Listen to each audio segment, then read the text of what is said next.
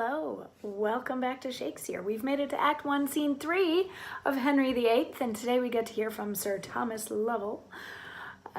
So Act 1, Scene 3 is kind of a funny little scene, which is maybe necessary because the first 2.5 have really not been funny. I mean, the prologue told us that this was not going to be a funny play. And then in Act 1, Scene 1, we find out that Buckingham and Wolsey hate each other, and Buckingham gets arrested for treason. And in Act 1, Scene 2, we find that Wolsey leveled a tax against the people that was really burdensome, and the king undoes it, but Wolsey takes credit for undoing it. And then Buckingham's trial starts with his surveyor offering testimony to reiterate that Buckingham is a traitor who just really wants the crown. And by the end of Act 1, Scene 2, Henry, who was a fan of Buckingham before, is convinced that Buckingham is indeed a traitor and needs to be on trial and punished accordingly. So anyway, here we are in Act 1, Scene 3 that starts out with Lord Chamberlain, Lord Smalls, and Sir Thomas Lovell walking through. I believe it's Lord Smalls.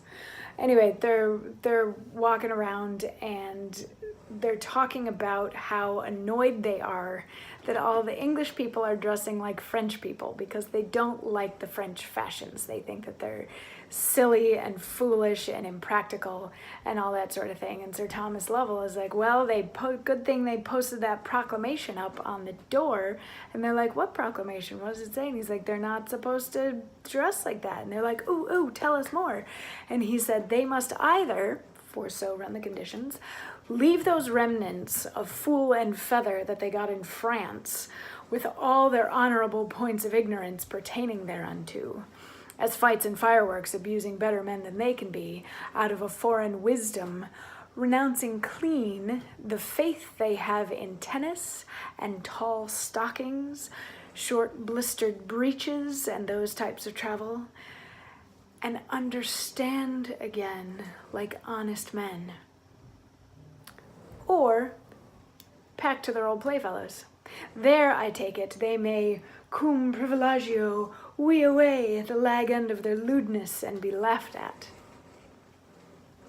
So basically he's just saying what was in the proclamation, which says that they can either give up the French fashion or they're kicked out of town.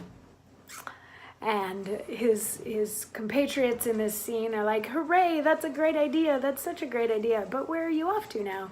And Lovell's like, oh, I'm going over to the Cardinal's place because he's throwing a rager. And they're like, can we come? And he's like, yeah, come on along, it'll be fun.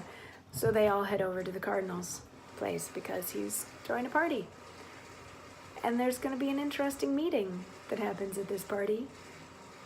Those of you who know history, know Henry VIII's proclivities, there's going to be a party. He's going to meet somebody. It's going to cause chaos. Anyway, I'll see you tomorrow for more.